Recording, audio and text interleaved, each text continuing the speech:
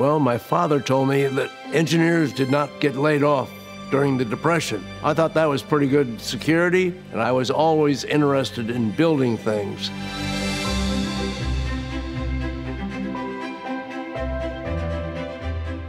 He's a go-getter. He started the company by sort of raising his hand at a cocktail party saying, I can build that warehouse for you, and that attitude never really stopped.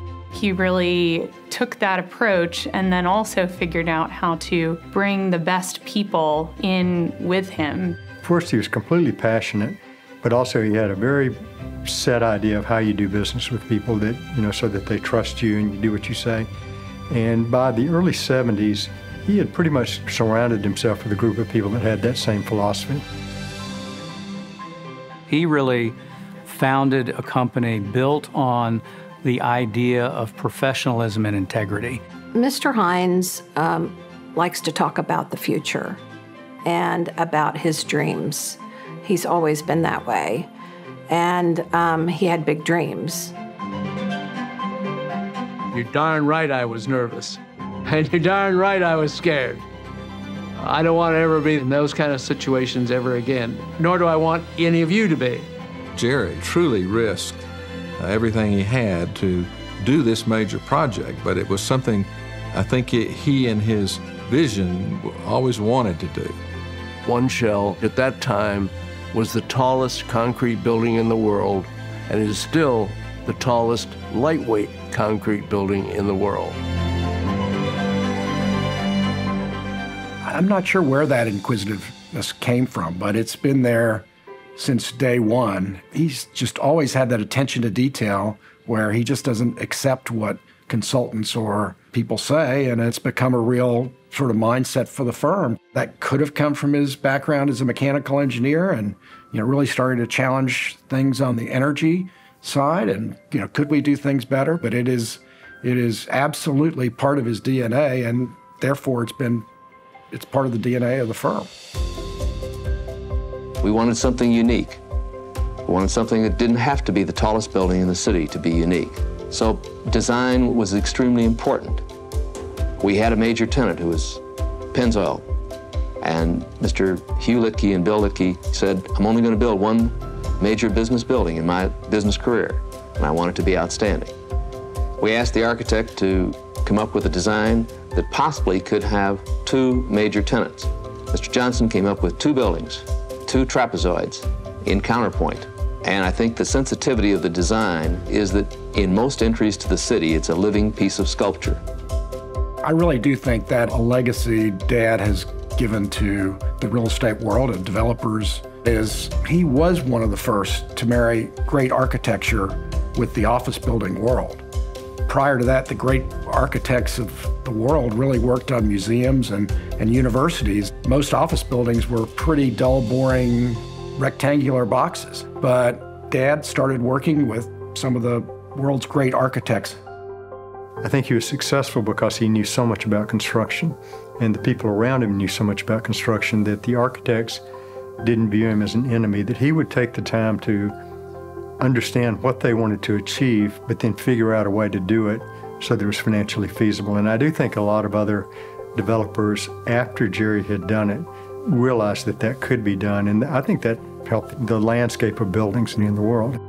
What Hines is trying to do is to build great architecturally conceived projects and projects that provide the ultimate in comfort and working efficiency for our clients. He has cared before the word sustainability even was out there.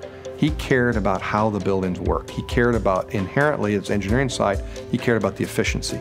So it's been a part of the Hines culture forever. Great architecture, great public places, meticulous attention to detail, follow through, and a great man. Grateful for what he's done for the field of architecture. I wish there were more people would take up his example. I don't think of him the same way I think of any other developer. I think of two things. I think of architecture, and I think of a kind of quiet, focused discipline. And You know, that combination of enthusiasm and intense discipline that he has is fantastic. I mean, he's just put those things into a kind of harmonic balance that nobody else ever has. You're always looking for what will create the value and the long-term value and the civic gesture to the city. To be a good building and a good citizen is very important.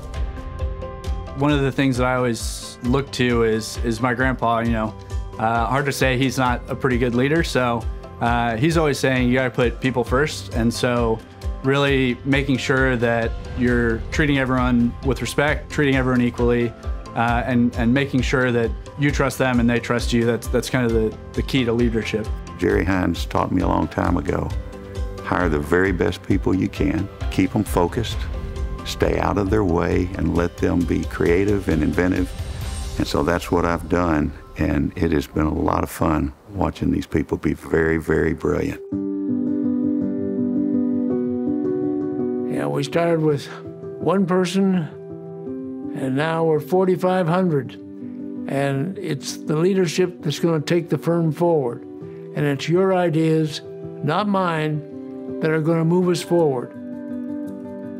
When I was project manager for River Point here in Chicago, I was lucky enough to have my grandfather join a couple times as we were going through construction and design. And he had such an attention to detail on the design aspect of, you know, thinking through how our multi-tenant corridors felt to tenants and thinking about how the lighting in there works and how they integrate with the elevators. And it was such an interesting perspective into how his mind works. A lot of the fun for me was to look into those areas and see where we could differentiate and improve the product.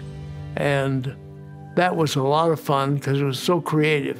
I think that set us ahead in many ways. What's interesting for me, he absolutely comes from that design perspective and really understanding how the space works for the user. I think my dad has a very financial approach to real estate and to creating value.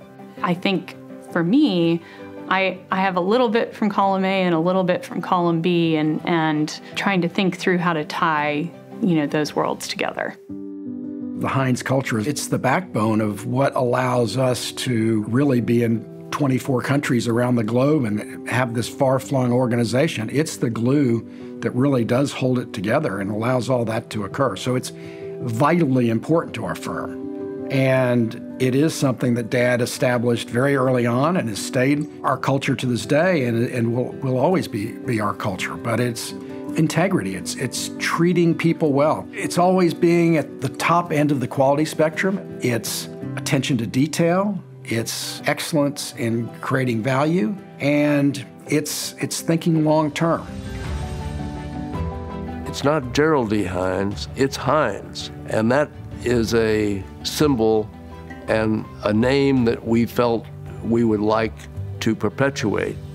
It is my last name, but it's also the last name of my granddaughter and my son.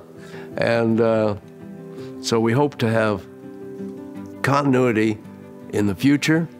And I think that we have built the reputation of Hines for quality and architectural excellence and fair dealing with the people that we do business with.